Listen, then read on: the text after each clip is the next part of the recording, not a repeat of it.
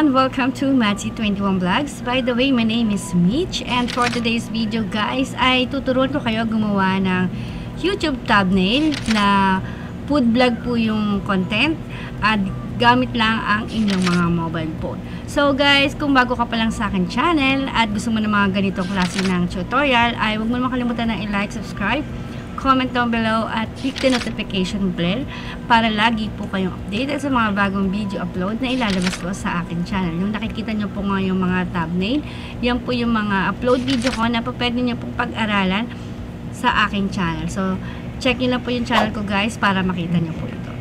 Without further ado guys, let's begin our tutorial. So guys, kailangan ulit natin mag-download sa Google Play ng thumbnail maker, and then kailangan din natin ng magandang picture para sa ating gagamiting thumbnail. So open na po natin yung thumbnail maker. So guys, naturo ko na to before, yun naman po ay ibang content naman yung ating vlog doon.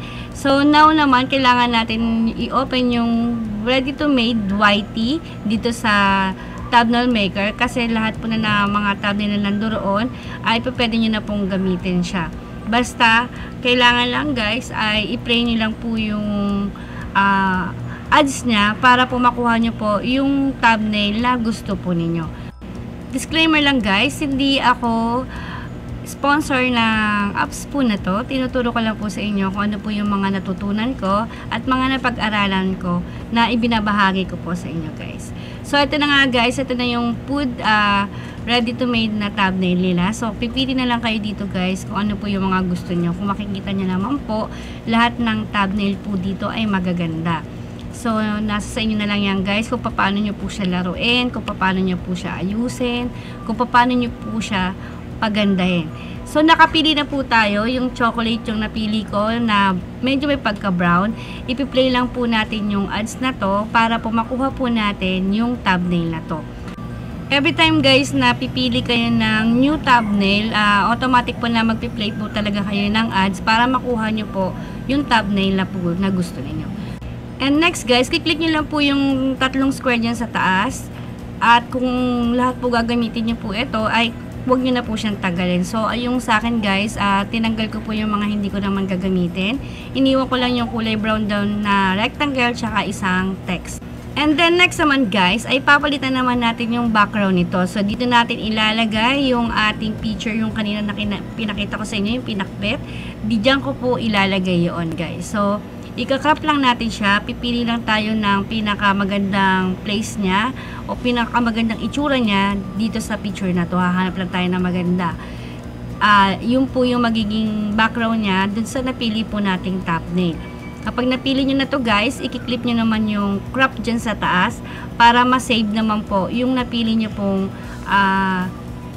picture para sa inyong thumbnail. So ganito po yung itsura niya guys.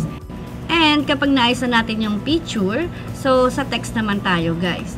Papalakihin ko lang muna ng konti yung rectangle kasi gusto ko nga kapag naglalagay ako ng thumbnail, malaki po yung mga font niya para madali pong makita ng mga manonood ko yung bago kong vlogs. So, yun yung gusto kong lagi na malalaki po yung thumbnail. So, now naman ay ilalagay na po natin yung pinaka-title ng ating vlog dito sa ating ginagawang thumbnail. So, ayan na nga, nakikita nyo nga guys. Pwede nyo po guys palitan ng font yan kung ayaw nyo po ng mga ganito klase ng font. Hanapin nyo na po dyan sa pinakababa yung font. Doon po kayo makakakita kung ano po yung mga font na gusto po ninyo. And then, nandiyan na rin po sa baba guys kung paano nyo siya i-resize. I-click nyo lang po yung resize, and then meron din po dyan sa baba na may mga maaayos na po na font like ng neon. Pwede nyo po rin siyang piliin guys. So ayan na nga, nailagay na po natin yung isang title natin. So ilalagay naman natin yung second title natin. So iniklian ko lang guys yung pinaka-title natin.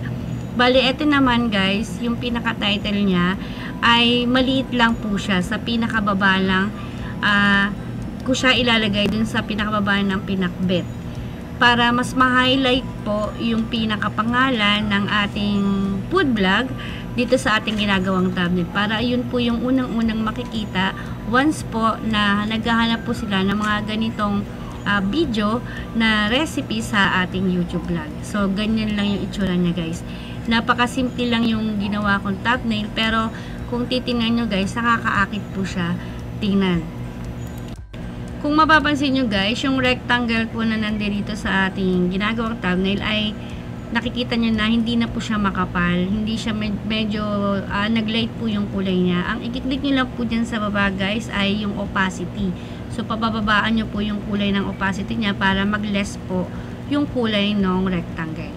So now naman guys ay isa-save na po natin itong ating thumbnail. So ganyan lang po siya kasimple guys, ganyan lang po siya kadali na gawin sa thumbnail maker. Tatanggalin muna natin yung thumbnail maker na watermark. So yun nga guys, need po natin ulit pag-play ng ads para matanggal po yun. Yun po yung kaganda ng thumbnail maker. Lahat po ay free lang dito guys.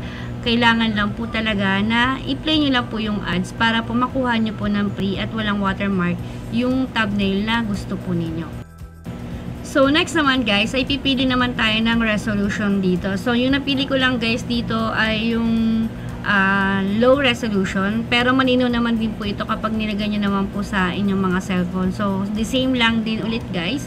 Need nyo ulit mag-play ng ads para po makuha nyo po yung thumbnail na to sa ganong resolution.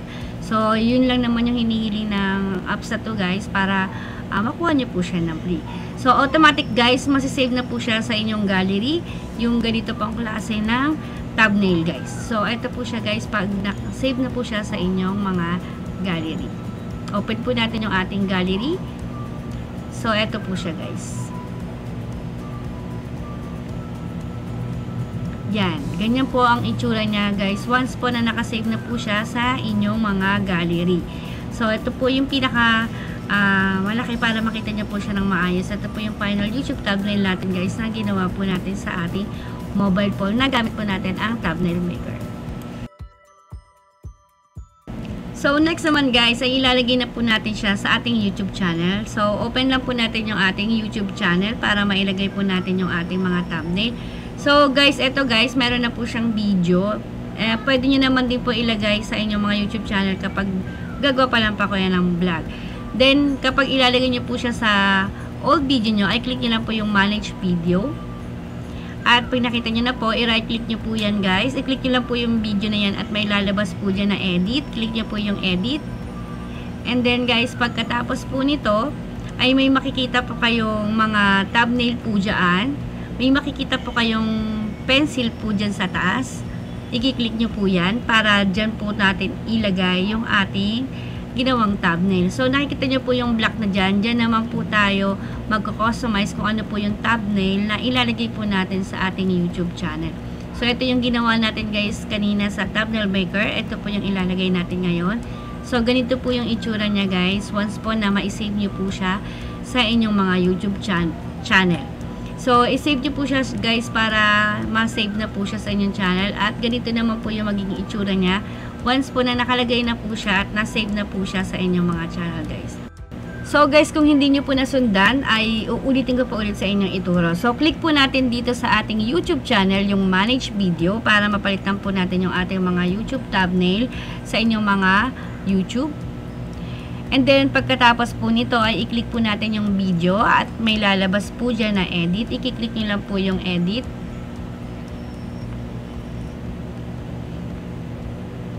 At pagkatapos po nito, pag lumabas na yung mga picture dyan guys, may makikita po kayong pencil sa taas ng video, ay i-click nyo po yun para doon po natin ilagay o ma-customize yung mga YouTube channel at thumbnail na ilalagay po natin sa ating YouTube. So click nyo lang po yung black, doon naman po natin ilalagay yung video, yung thumbnail na ginawa natin sa thumbnail maker kanina. So ganito po yung itsura niya guys, once po na nailagay nyo na po siya. So, isi-save nyo lang siya guys. Katulad ng sinabi ko kanina. At magiging masisave na po siya sa inyong YouTube channel. So, that's it for today guys. And I hope may natutunan naman kayo sa ating tutorial for today. So, guys, kung bago ka pa lang sa aking channel, ay huwag mo naman kalimutan na i-like, subscribe, comment down below, and click the notification bell para lagi po kayong updated sa mga bagong video upload na ilalabas ko sa aking channel. See you guys, and bye!